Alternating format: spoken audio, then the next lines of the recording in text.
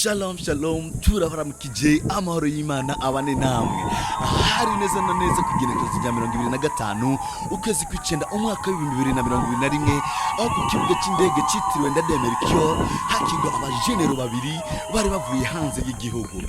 Prophet of Jesus Joshua ari kumwe na Major One Apostle Simon Claude Nduwimana niho bakigwa bavuye mu gihugu ca Malawi kubonana n'umukozi w'Imana Major One Prophet Shipad Bushiri. Ibirori byo kubakira byari byuzuye akanyamuneza aho bakigwa n'abana babo b'imwemu. By'ukuri murabona yuko abakozi b'Imana bumva umunezero ukwakigwa n'abana babo b'imwemu. Muri uko kubakira Prophet of Jesus Joshua yakiranye umunezero hamwe na gato ya anniversaire kuko imbere yuko aja muri ico gihugu yarafise isabukuru y'amavuko yiwe mu ndwi bari muri ico gihugu, kandi yarafise isabukuru y'igihe yavuka ubwa kabiri. Mu mwanya muto rero turabashikiriza ibibazo bagerageje kwishura babajijwe n'umwe mu bamenyesha makuru twari twarongetse kuri ico kibuga c'indege. Imana ibahezegere cyane, kaze tubumvirize n'inyishu bagiye baratanga. You are blessed.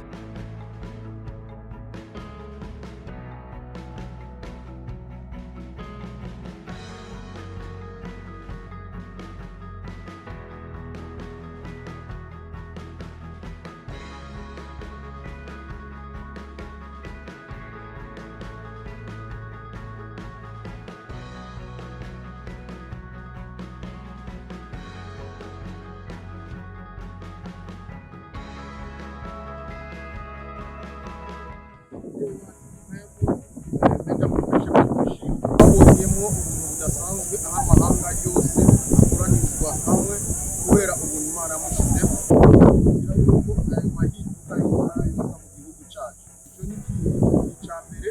Icya kabiri, turakorera abandi hanyuma natwe hategerezwa kuba uwundi adukorera, kuko umuntu adafise uwo aciye bugufi munsi yiwe usanga kenshi ihereze iba ari ryiza. Rero natwe turafise ubuhanura, turafise ubukorera, turafise ubusengera kugira tuve mu bwiza bw'igihugu. Amen.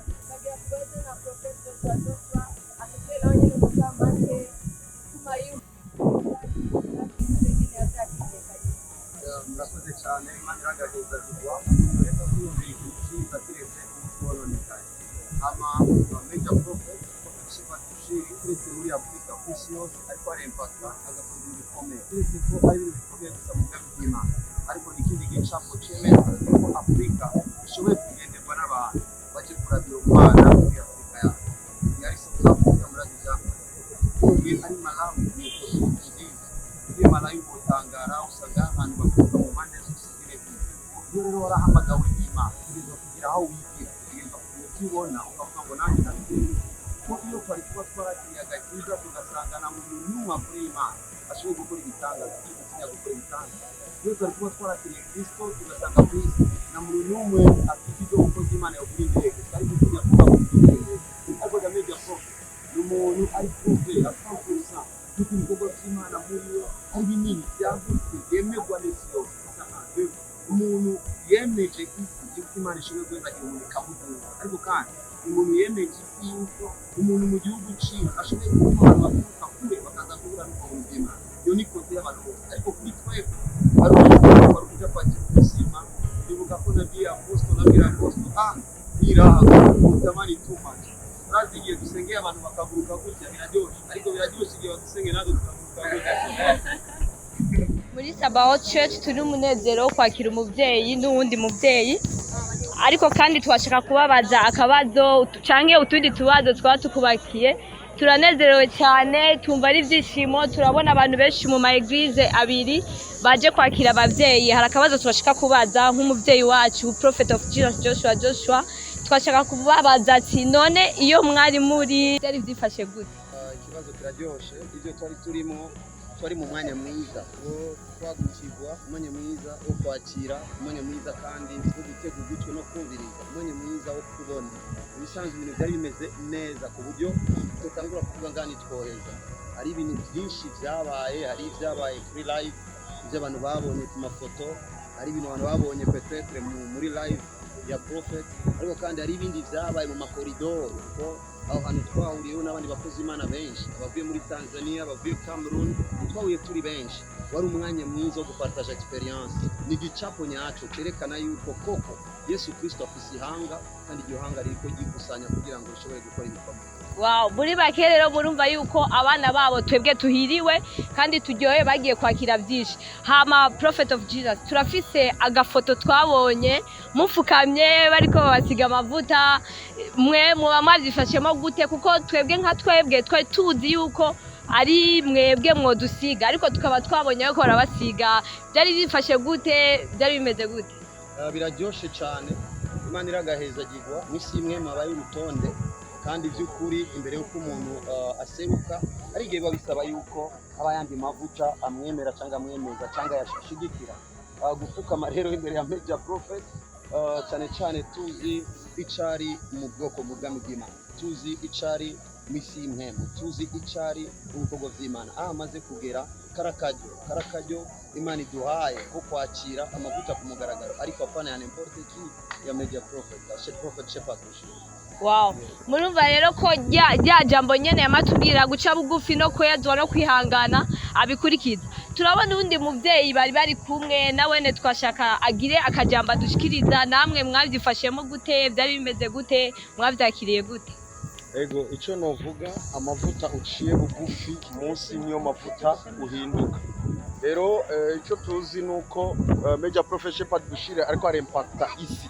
Rero natwe twagiye kwakira ayo mavuta yo kwampacta isi kugira izina ry'u Burundi naryo rimenyekane mu makungu kandi turazi yuko ko tuvuyeyo biratanguye mu izina rya Yesu. Wow, murumva ko Burundi irahiriwe isi irahiriwe turashimiye cyane n'abavyeyi bacu kuba bo bariko baraturonderera uko bukeye ko bwije umwami Yesu abagirire neza murakoze cyane. Amen. Igo mu bibazo bageragejwe kubazwa twagerageje kumva inyishu zidasanzwe ariko rero hari ikintu bahereje ko bavuga ngo twahisemo yuko natwe izina ry'u Burundi rimenyekana mu yandi makungu yuko mu Burundi hari Imana ikomeye. Igo murabona ibintu by'umunezero ukuntu Prophet of Jesus yakiriwe n'umutambukanyi wiwe Imana ibahezagire cyane byari ibihe by'umunezero by'ukuri aho turiko turaraba ingene Prophet of Jesus Joshua yakiriwe n'umudamu wiwe byari ibintu by'ubwiza. Nkundira ndakwibutse gira subscribe kuri YouTube channel yacu Joshua Prophet of Jesus kuri Facebook ugire like na follow Prophet of Jesus Joshua ugira ngo igihe cyose tugiye kuri live uzwame ukurikirana amavideo yacu Imana ibahezagire cyane. Wibuke kandi gupartager ino video ugira ngo benshi bamenye yuko abakozi b'Imana bo mu gihugu cy'u Burundi nabo nyene bariko barinjira mu muhamagaro uri international.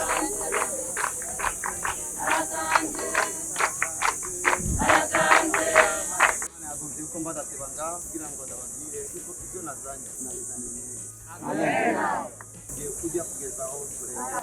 Amen. Aho tuvuye tosofa dari bire. Byo kugira ngaha nziza abamaze imisi bakurikirana Morning Glory barabonye kwabaye ibintu byinshi. Umunsi muri mwese zo mu Inyuma y'amajambo yavugiwe ku kibuga c'indege atubwira ivyo yatuzaniye adukuriye mu gihugu yari yagiyemwo Prophet of Jesus yaciye afata urugendo rwo kuva ku kibuga c'indege yerekeza ahasanzwe aba. Imana ibahezagire cyane. You are blessed muri umugisha udasanzwe gukurikirana ibikorwa bisanzwe bica hano kuri channel yacu muri umugisha cyane. You are blessed.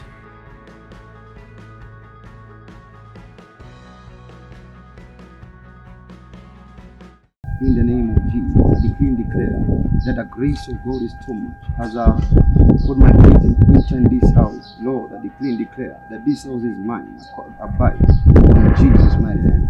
Rabashata, Robosete, Lebro, Shalegra, Azoto, and Legima Ados. I decree and declare that the doors are open. I decree and declare that everything is chota ichala chelo kugira ngo nagishike ubunda chakiri. I decree and declare that these anointing break the yoke of the enemy, because the Bible says the anointing break the yoke of the enemy. You are broken in the name of Jesus. Broken in the name of Jesus. I decree and declare that the grace is upon my life. I decree and declare that I shall live it up and fly in the name of Jesus. I decree and declare that today is another day the Lord gave me for me to enjoy.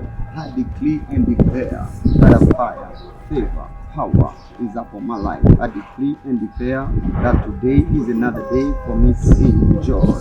I decree and declare. Oh, Rabu Shada, Rasotaba, Bigibo Shada, Baba, Zaraba Shanda, Baba. In the name of Jesus. Amen. Mana ndagushimiye kuri Mana nziza. Ndagushimiye kuko ni kiri kimenyetso cyuko negerezwa gushima. Ndasenze mu izina rya Yesu Kristo yapfuye akazuka. Ikintu cyose ko kiracereza ibyiza ubuzima bw'ishengero, ubuzima bwacu. Uyu munsi kiratemba. In Jesus' mighty name. Amen.